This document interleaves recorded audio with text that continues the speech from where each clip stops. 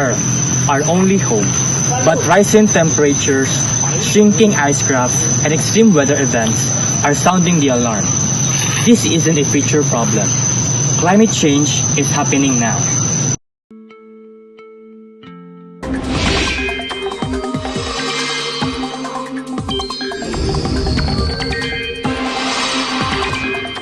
Mga kapuso, nananatili pa rin sa typhoon category ang bagyong nasa labas ng Philippine Area of Responsibility.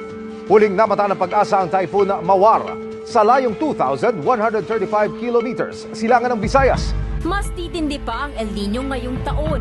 Posibleng maulit ang nangyari noong 1997-1998 El Nino kung saan tumaas ng 2.3 degrees Celsius ang temperatura sa Pacific Ocean.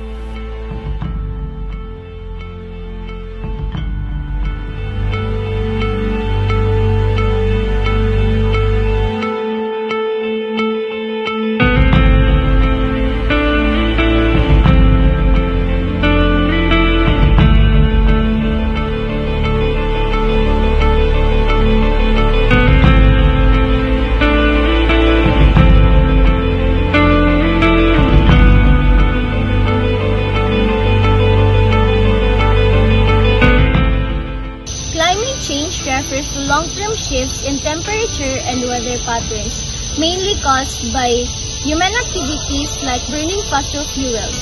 This releases greenhouse gases that trap heat in our atmosphere. We are seeing rising sea level, stronger storm, and biodiversity loss.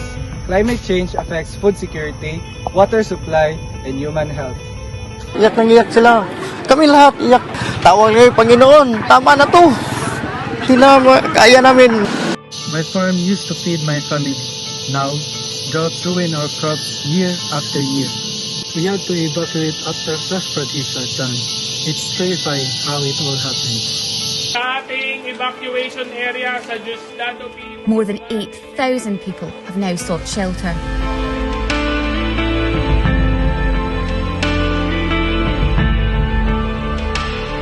We can't wait for someone else to fix this. We need change fast. Shift to renewable energy, plant more trees and reduce waste, and pressure government's acts. Every choice we make counts. Nino ngayong taon. Posibleng maulit ang nangyari noong 1997-1998 El Nino kung saan tumaas ng 2.3 degrees Celsius ang temperatura sa Pacific Ocean. The sign is clear. The time to act is now. The fight against climate change begins with you. Together, we can fight climate change before it's too late.